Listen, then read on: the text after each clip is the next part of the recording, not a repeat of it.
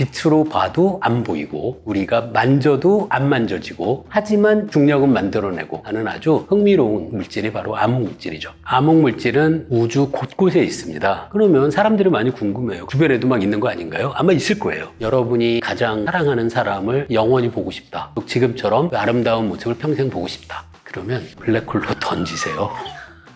그러면 바깥에 있는 우리는 그분의 현재의 모습을 영원히 볼 수 있게 되는 거죠. 근데 오해하시면 안 되는 게 안녕하세요. 범준의 물리다에 오신 여러분들 환영합니다. 저는 성균관대학교 물리학과에서 일하고 있는 김범준입니다. 오늘은 아직도 풀리지 않는 우주의 미스터리한 존재들에 관련된 과학의 궁금증을 해결해 보려 합니다.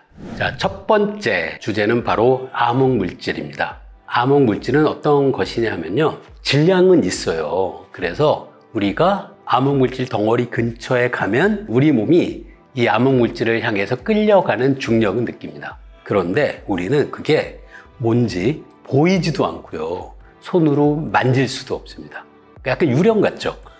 그래서 일종의 유령물질이라고 생각하셔도 될 것 같아요. 이게 바로 암흑물질인데요. 암흑물질이라고 하면 간혹 오해하시는 분도 있을 것 같아요. 우리가 암흑이라고 하면 검은색처럼 느껴지잖아요. 근데 검은색이라는 것이 과연 빛과 상호작용하지 않는 걸까? 라고 생각해 보시면 빛하고 검은색은 상호작용을 하는 거예요.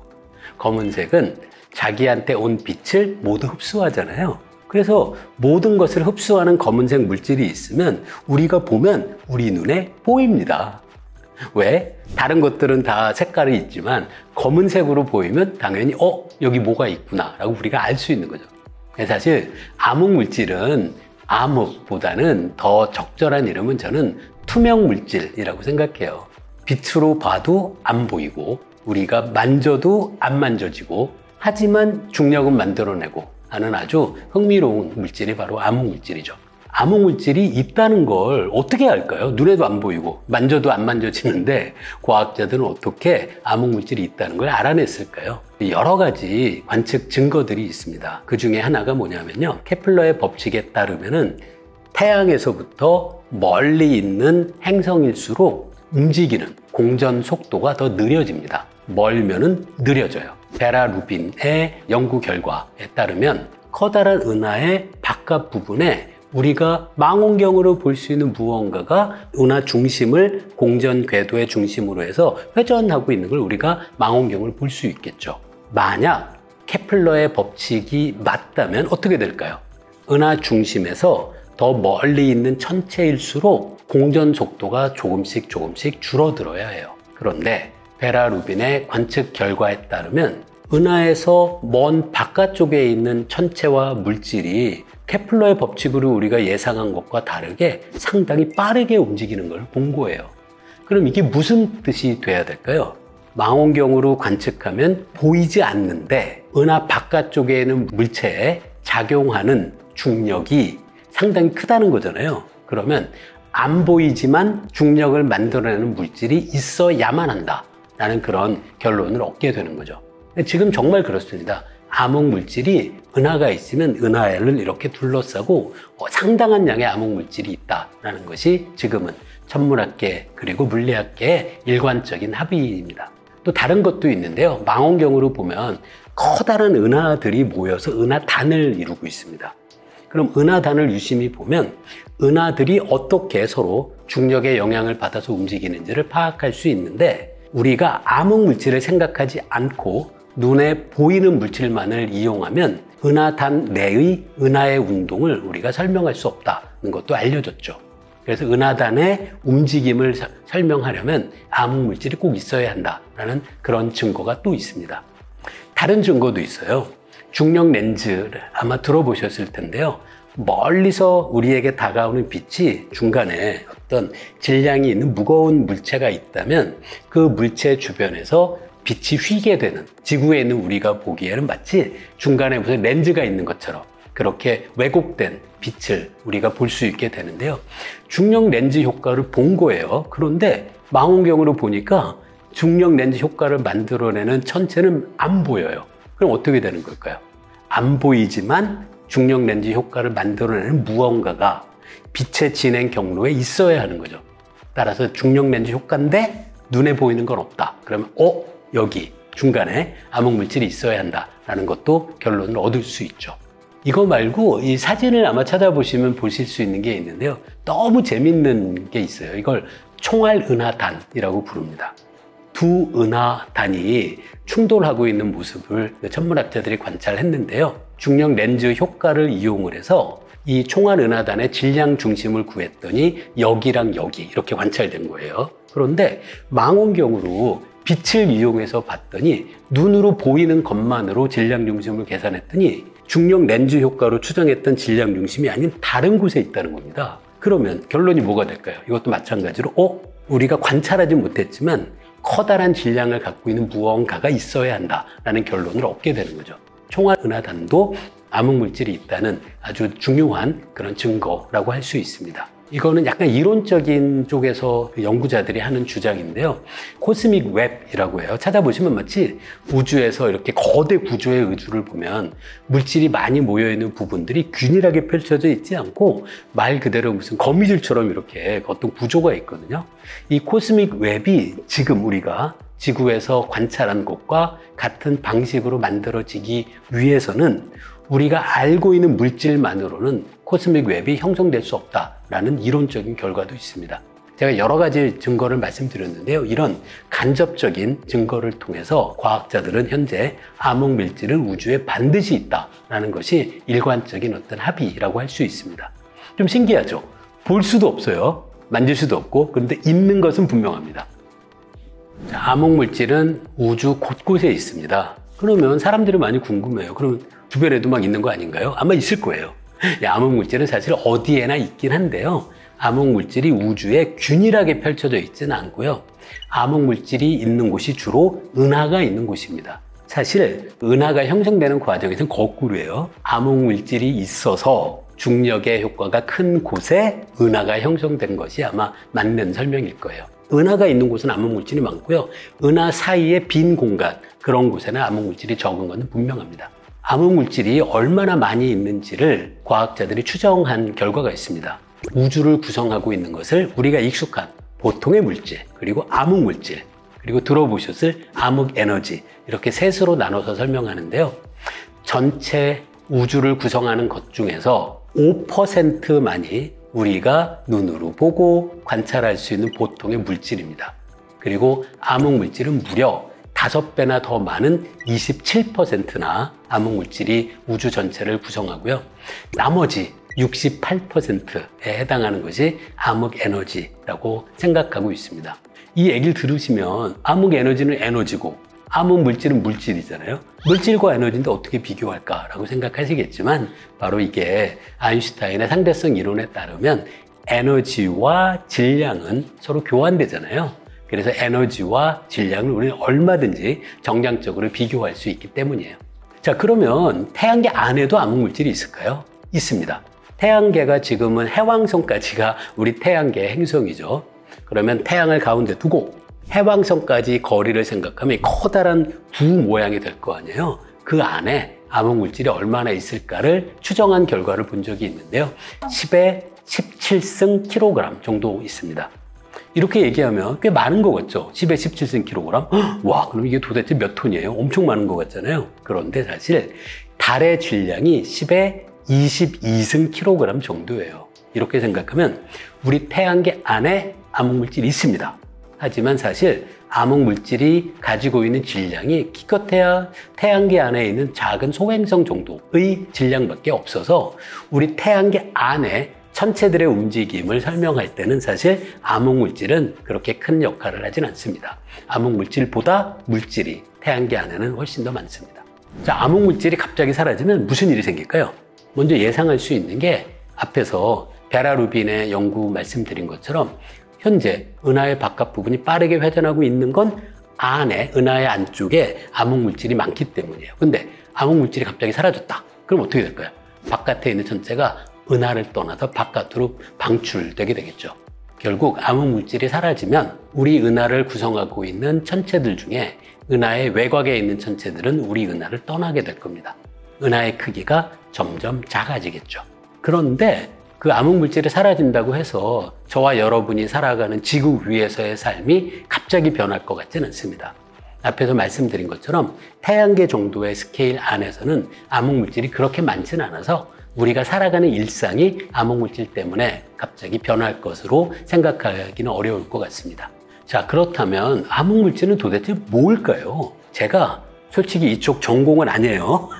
그래서 제가 말씀드리는 내용이 어떤 전문가로서 말씀드린다기보다는 이쪽 분야가 아닌 분야를 연구하는 물리학자가 알고 있는 일종의 물리학계의 일반 상식 정도 수준에서 여러분께 설명드리고 있다는 건 꼭 기억해 주시길 바라고요. 여러 제안이 있었습니다. 그중에 조금 오래전 제안이 중성미자라는 입자가 있거든요. 여기서 미자라고 하는 것이 아주 질량이 작다는 뜻이에요. 근데 과거에 중성미자가 혹시 암흑물질을 이루는 그런 입자가 아닐까라고 생각한 적이 있습니다. 그런데 이후의 연구에 따라서 중성미자가 질량을 갖고 있는 건 맞아요. 그런데 중성미자의 질량은 너무나도 작습니다. 그래서 중성미자만으로는 암흑물질의 질량을 설명할 수 없다라는 것이 밝혀져서 현재 중성미자가 암흑물질을 만들어낸다라는 그 가설은 기각되어 있는 상황입니다. 한편 또 다른 주장도 있습니다. 이 주장도 상당히 저는 흥미롭다고 생각하는데요. 암흑물질이 왜 필요할까라는 걸 설명했던 여러 가지 천문학의 관측 증거들이 있잖아요. 근데 어떤 주장이 있냐면 천문학의 관측 결과는 설명하되 암흑물질은 필요 없는 그런 이론을 만들 수 있지 않을까라는 제안입니다. 그게 바로 수정 뉴턴 역학 이론이라는 주장인데요. 현재 천문학계에서는 일부 소수가 이 주장을 하긴 하는데요. 아마 제 생각에 대부분의 물리학자들은 이 주장에 동의하지는 않는 것 같아서 주류 의견은 아직은 아닙니다. 그럼 물리학계에서는 암흑물질을 만들어내는 입자가 뭘까라고 생각할까요? 지금 현재 두 가지 제안이 있는 것으로 알고 있습니다. 그 중요한 이론 중에 하나가 질량이 있어요. 그런데 거의 상호작용하지 않는 입자가 있다라는 제안입니다. 질량은 있어요. 하지만 상호작용을 거의 하지 않는다라는 걸 영어로 적으면 weakly interacting, 거의 상호작용하지 않는다는 거고요. massive particle, 이건 질량이 있는 입자라는 얘기죠. 이거를 단어의 앞자를 따면 윈프가 되죠. 물리학자들이 암흑물질을 구성하는 것이 윈프다라는 그런 주장이 있습니다. 그런데 이게 상호작용을 아예 안 하는 것은 아니다라고 생각해요. 그래서 non-interacting, 상호작용 안 하는 입자가 아니라 weakly interacting이라고 불러요. 상호작용을 하긴 하니까 우리가 실험과 측정을 통해서 윈프를 발견할 수 있지 않을까라고 오랜 기간 생각되어 왔습니다. 근데 너무나도 아쉽게도 한국인들이 또 아쉽게 생각하는 게 이 윈프 입자의 초기 이론을 만들어낸 사람 중에 우리가 잘 알고 있는 이휘소 박사님도 있었기 때문이에요. 윈프가 발견되면 좋겠다라고 저도 한국 사람으로 생각을 했었는데요. 이 윈프를 발견하고자 하는 노력이 현재까지는 모두 실패한 것으로 알려져 있습니다. 그래서 이제 두 번째 주장도 있어요. 이거는 엑시온이라는 어떤 가상의 입자가 암흑물질을 만든다라고 생각하는 그런 입장입니다. 이거는 1970년대 후반쯤부터 이론 물리학자들이 제안한 이론인데요. 이 엑시온이라는 입자는 굉장히 가볍고요. 그리고 거의 상호작용하지 않는 입자입니다. 과거에는 윈프 쪽에 사람들이 관심이 있다가 윈프가 발견되지 않으니까 요즘은 그러면 엑시온 아닐까? 라는 그런 주목도 많은 사람들이 하고 있죠. 대전에 있는 IBS 연구단이라고 있거든요. 그곳에선 윈프 그리고 엑시온 탐지 장치를 지금 강원도 어디 깊은 그 땅 밑에 그 관측소가 있어요. 그 설비를 이용을 해서 윈프와 엑시온을 탐지하려는 노력을 우리나라 이쪽 분야를 연구하는 물리학자들이 지금 열심히 진행 중이기도 합니다. 발견되면 좋겠어요. 다음 말씀드릴 우주의 미스터리한 존재들 넘버 2, 퀘이사인데요. 퀘이사가 관측된 건 꽤 오래전이에요. 1950년대부터 관측됐는데요. 어떤 걸 천문학자들이 발견한 거냐면 아주 멀리 있고 굉장히 작은 천체처럼 보여요. 근데 이 천체가 굉장히 강한 전자기파를 방출한다라는 것을 과학자들이 알게 됐습니다. 그래서 이걸 너무 신기해서 이름을 이렇게 붙인 거예요. 쿼사이 스텔라 라디오 소스. 이걸 직역하면 쿼사이는 뭐뭐 비슷하다는 뜻이거든요. 스텔라가 별이라는 뜻을 갖고 있어요. 직역하면 뭐가 될까요? 별 같은, 별은 아닌 것 같은데 별처럼 보이는 라디오 소스, 전자기파를 방출하는 전파원이라는 의미로 쿼사이 스텔라 라디오 소스라는 이름을 붙였는데 이게 너무 길잖아요. 그래서 한 과학자가 이거를 첫 번째 두 단어를 압축해서 퀘이사라고 부르자고 제안했습니다. 그래서 이때 퀘이사라는 이름이 정해졌어요. 근데 이게 관측은 되는데 이게 뭔지는 전혀 갈피를 잡지 못하고 있었어요. 그런데 관찰을 해보니까 이 퀘이사가 거의 하나같이 굉장히 큰 적색 편의를 보여준다는 것을 알게 됩니다.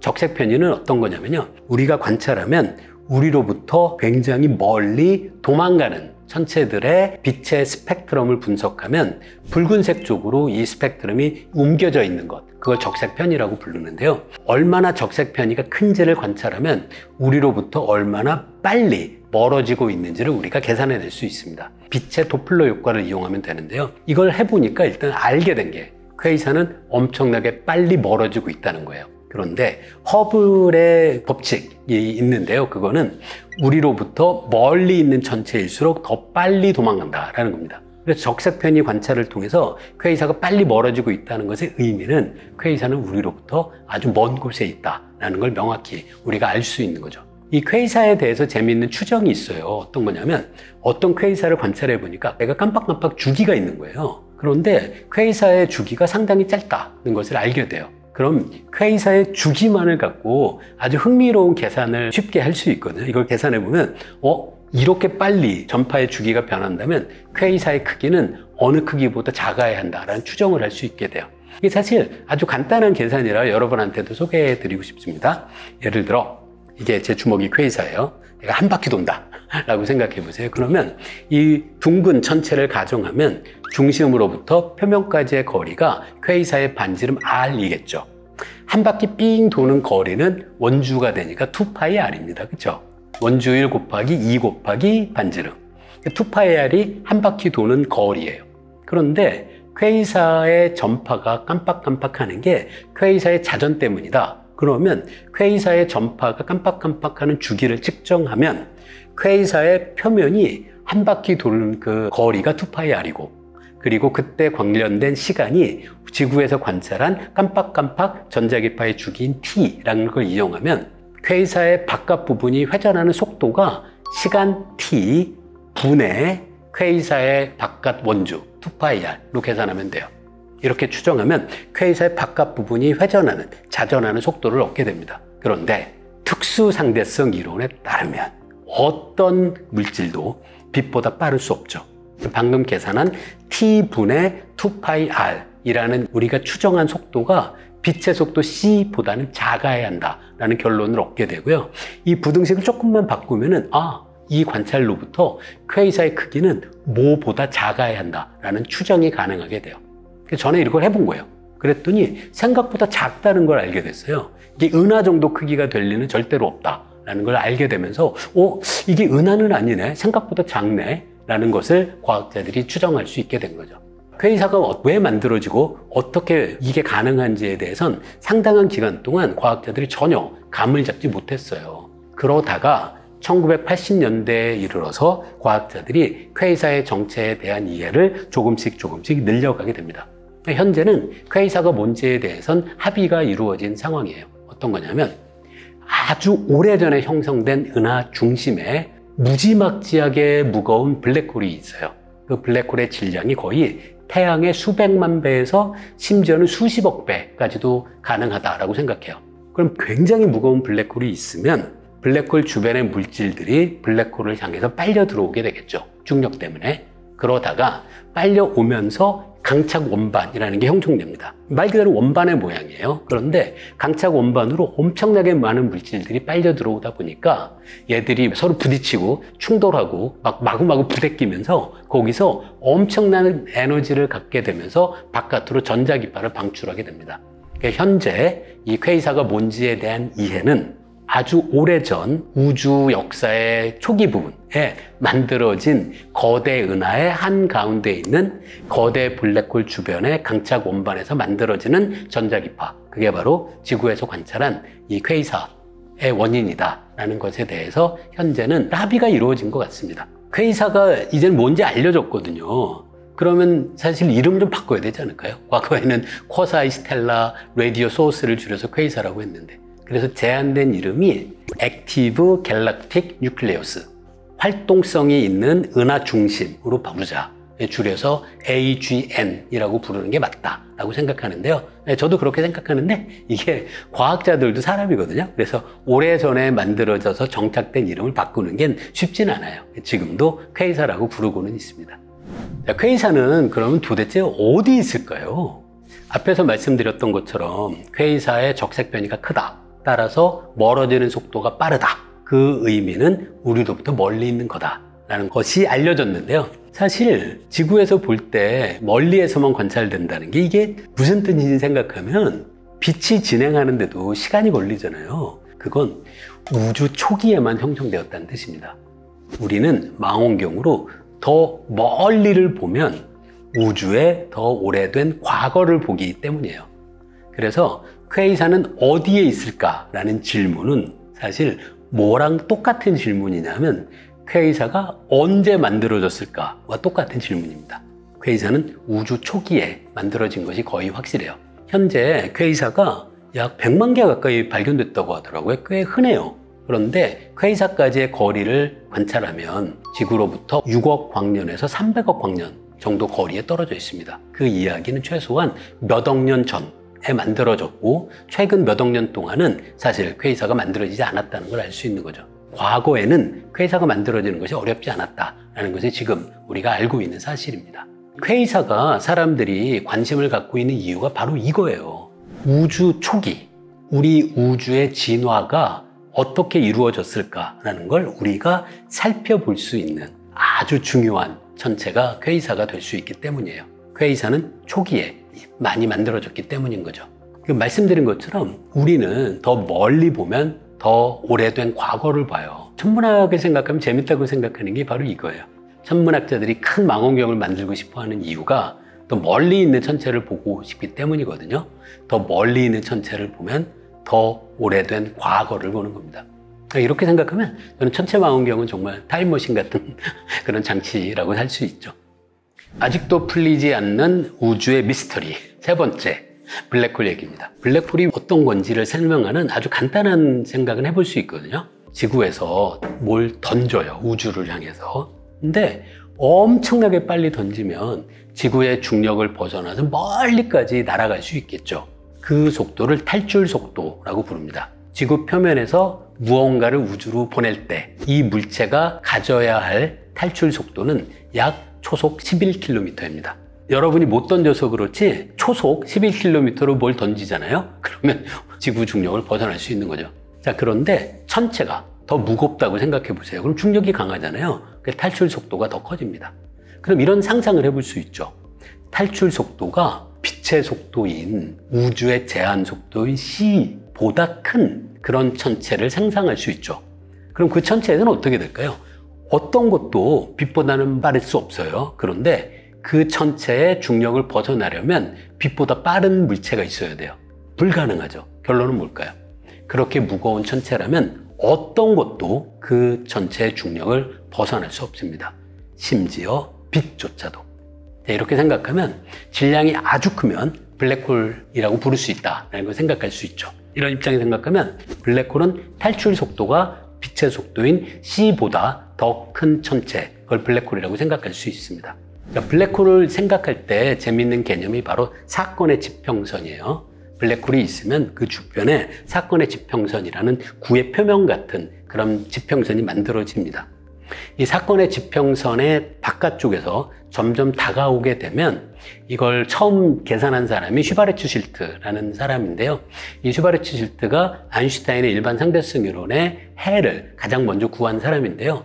이 계산에 따르면은 바깥에서 사건의 지평선 쪽으로 다가오게 되면 외부의 관찰자가 사건의 지평선에 다가오는 물체를 보면 그 물체의 시간이 점점 느려지게 됩니다. 사건의 지평선에 도달할 때는 그 물체의 시간이 흐르지 않아요. 이게 상당히 저는 재밌다고 생각해요. 어떻게 보면 약간 아득해지는 상상이기도 한데요. 여러분이 가장 사랑하는 사람을 영원히 보고 싶다. 그 사람이 늙는 것을 보고 싶지 않다. 계속 지금처럼 그 아름다운 모습을 평생 보고 싶다. 그러면 블랙홀로 던지세요. 그래서 이분이 블랙홀의 사건의 지평선에 도달하면서 외부의 관찰자는 우리가 보면 이분은 그 자리에 영원히 얼어붙어서 정지한 모습으로 존재합니다.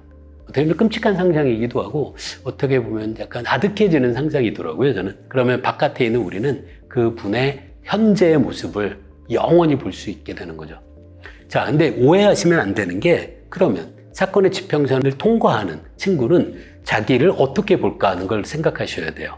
여기서 중요한 게 특수상대성 이론은 누가 움직이고 누가 정지해 있는지 구별하지 않아서 움직이는 사람을 제가 보면 저는 그 사람 시간이 느리게 가고요. 움직이는 사람이 저를 보면 자기는 정지해 있고 제가 반대 방향으로 움직이는 거로 봐서 그 사람은 제 시간이 느리게 간다고 생각합니다. 그런데 일반 상대성 이론에선 그렇게 등속으로 움직이는 관찰자가 아니어서 이게 달라요. 어떻게 되냐면 밖에 있는 우리가 보면 그 사람의 시간이 멈춘 것처럼 보입니다. 하지만 그 사람이 자기를 보면 자기는 아무런 시간의 변화를 느끼지 않아요. 이걸 이해할 수 있는 것이 아인슈타인의 일반 상대성 이론의 가장 중요한 가정 중에 하나인데요. 이거를 등가 원리라고 부릅니다. 등가 원리는 뭐냐 하면 비유로 간단히 설명하면 이거예요. 엘리베이터를 탄 다음에 엘리베이터의 줄이 끊어져서 자유낙하를 한다라고 상상을 해보세요. 그러면 엘리베이터 안에 있는 사람은 중력을 느끼지 않습니다. 자유낙하하는 모든 사람은 중력을 느끼지 않는다라는 걸 생각하면 사건의 지평선에서 블랙홀이 잡아당기는 중력의 영향만으로 블랙홀로 다가서는 사람은 중력을 느끼지 않는다는 거예요. 이게 너무 신기하죠. 그래서 사건의 지평선을 통과하는 친구는 아무런 변화를 느끼지 않습니다. 그래서 사건의 지평선을 자기가 통과하고 있다는 것도 모를 거예요. 물론 통과한 다음이 문제죠. 이 친구는 절대로 블랙홀 바깥으로 탈출할 수 없고요. 결국 계속 블랙홀의 중심으로 다가서다 보면 결국은 블랙홀의 한가운데에 있는 특이점을 만나게 되겠죠. 특이점은 질량은 한계가 없는데 크기는 0인 곳입니다. 그럼 이 친구는 특이점에 부딪혀서 크기가 0인 특이점의 일부분에 자기의 몸무게를 더해주면서 소멸하게 되겠죠. 이 블랙홀의 특이점도 이것도 조금 생각해 봐야 되는데요.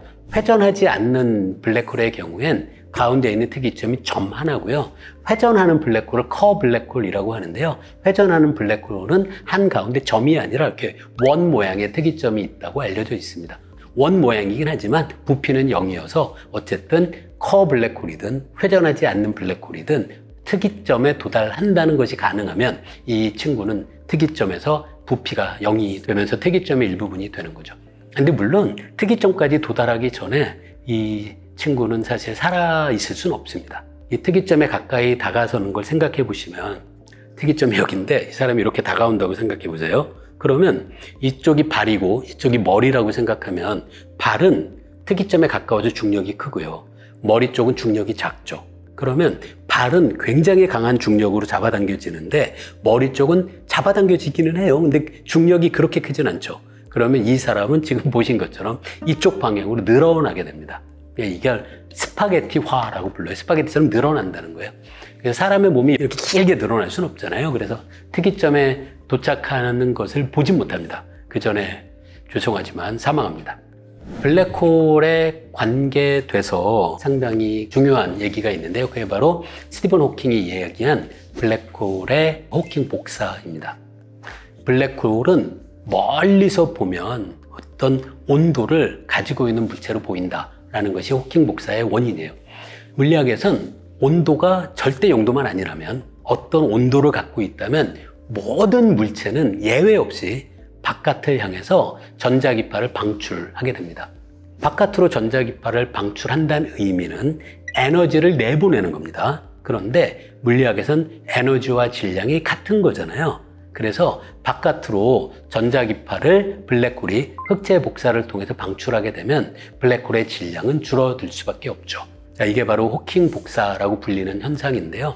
이 블랙홀이 호킹 복사를 한다는 이야기는 온도가 있다는 얘기인데 블랙홀의 온도가 얼마나 될지를 이쪽 분야를 연구한 물리학자, 저는 아닙니다. 제가 들은 얘기에 의하면 블랙홀의 온도는 블랙홀의 질량에 반비례합니다. 무거울수록 온도가 낮다는 거예요. 온도가 낮으면 바깥으로 방출해서 내보내는 흑체 복사를 통한 전자기파 방출량이 적습니다. 이게 어떻게 될까요, 그러면? 무거운 블랙홀일수록 질량을 잃어버릴 때 더 천천히 잃어버려요. 작은 블랙홀은 큰 블랙홀보다 더 빠르게 바깥으로 방출하게 됩니다. 그런데 큰 게 일단 작아져야 될 거 아니에요. 결론은 뭐냐면 큰 블랙홀은 증발할 때까지 시간이 정말 오래 걸린다라는 걸 우리가 추정해 볼 수 있죠. 블랙홀이 이 흑체 복사, 호킹 복사를 통해서 바깥으로 전자기파를 방출한다는 얘기를 말씀드렸는데요. 그럼 블랙홀의 온도가 어느 정도 될지를 추정한 결과를 어디서 봤습니다. 태양 정도 질량을 갖고 있는 것이 블랙홀이 됐다라고 가정해 볼게요. 그럼 태양 정도 질량을 갖고 있는 블랙홀의 표면 온도는 1 나노켈빈 정도랍니다. 나노가 10의 마이너스 9승이거든요. 결론은 엄청나게 온도가 낮다는 뜻이에요. 근데 좀 흥미로운 게 있죠. 태양 크기 블랙홀의 온도가 1 나노켈빈 정도인데 지금 현재 우주 어디에나 있는 우주 배경 복사의 온도는 이것보다 훨씬 높아서 2.7 켈빈입니다. 블랙홀 바깥은 2.7K로 온도가 높고 블랙홀의 온도는 1 나노켈빈밖에 안 돼요. 그러면 복사가 어느 방향으로 일어날까요? 당연히 우주 배경 복사가 거꾸로 블랙홀로 들어오게 되겠죠. 그래서 태양 크기 정도의 블랙홀이 있다면 사실 이 블랙홀은 현재 우주에선 질량이 줄어들지 않고 오히려 질량이 늘어나야 합니다. 사실 블랙홀이 흑체 복사를 통해서 결국 소멸하는 그런 시점이 우리 우주에서 발생하려면 아마도 우주 배경 복사의 온도가 충분히 낮아질 때 그때쯤부터야 이제 블랙홀이 아마도 증발을 시작하지 않을까라고 생각해 볼 수 있죠. 자, 어쨌든 태양 크기 블랙홀이 증발하는 데 걸리는 시간은 약 10의 64승 년 정도로 추정된다고 해요. 10의 64승 년입니다. 그런데 우주의 나이가 138억 년이잖아요. 이거를 마찬가지로 표기하면 10의 10승 년 정도예요. 10의 10승입니다. 우주의 나이는. 근데 블랙홀이 증발하는 시간은 10의 64승이고요. 그것도 태양 크기. 그런데 우주의 태양 크기면 블랙홀이 안 돼요. 우주에 있는 블랙홀은 대부분 태양보다 질량이 커요. 그래서 태양보다 질량이 더 크면 어떻게 될까요? 그러면 온도가 낮고 따라서 증발하는 데까지 시간이 더 오래 걸리죠. 그래서 대충 대부분의 블랙홀은 10의 100승년 정도의 시간이 필요하지 않을까라고 생각해서 블랙홀의 증발은 너무나도 느리게 진행되는 사건이다라고 우리가 알 수 있습니다. 블랙홀에 대한 가장 유명한 미스터리가 바로 블랙홀의 정보 역설이라는 현상입니다. 블랙홀에 대해선 이런 주장이 있었어요. 블랙홀은 머리카락이 없다. 블랙홀이 대머리다. 머리카락이 전혀 없다라고 주장하는 게 아니고요. 머리카락이 있으면 어떻게 될까요? 요 블랙홀은 머리카락이 검은색이네. 요 블랙홀은 머리카락이 3개네. 우리가 머리카락을 이용해서 블랙홀을 구별할 수 있잖아요. 블랙홀에 머리카락이 없다는 뜻은 블랙홀은 블랙홀의 질량, 블랙홀의 회전에 관계된 각운동량, 블랙홀이 가지고 있는 전하력 딱 3개. 이 3개의 물리량으로만 우리는 블랙홀을 구별할 수 있다는 뜻입니다.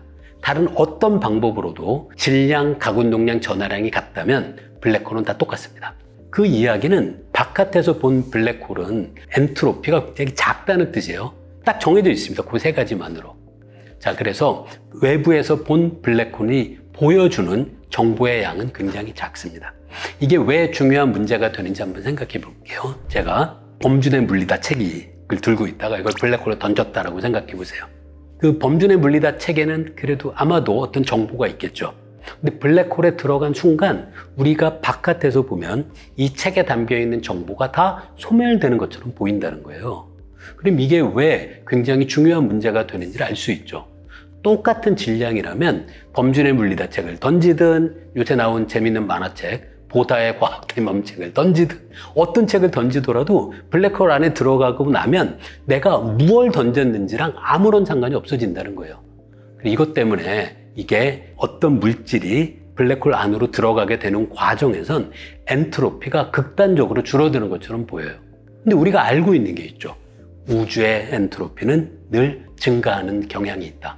그럼 이게 블랙홀로 무언가가 빨려 들어갈 때 일어나는 현상이 연력학에서 가장 중요하게 생각하는 엔트로피 증가의 법칙을 마치 위배하는 것처럼 보인다라는 것 때문에 초기에 이 블랙홀의 정보 역설이 대두되게 됩니다. 그러다가 이후 또 다른 연구에 의해서 알려진 게 있어요. 블랙홀의 엔트로피가 사라진 것은 아니다. 블랙홀의 엔트로피는 사실 내부가 아니라 표면에 저장된다라는 주장이 또 등장하게 됩니다. 블랙홀의 엔트로피는 사건의 지평선에 저장된다라는 의미가 되는 거죠. 그래서 정보 욕설이 해결된 것처럼 보였어요. 엔트로피가 사라지는 게 아니라 사건의 지평선에 저장된다는 이유로. 근데 이것도 생각해 보면 너무나도 곤혹스럽습니다.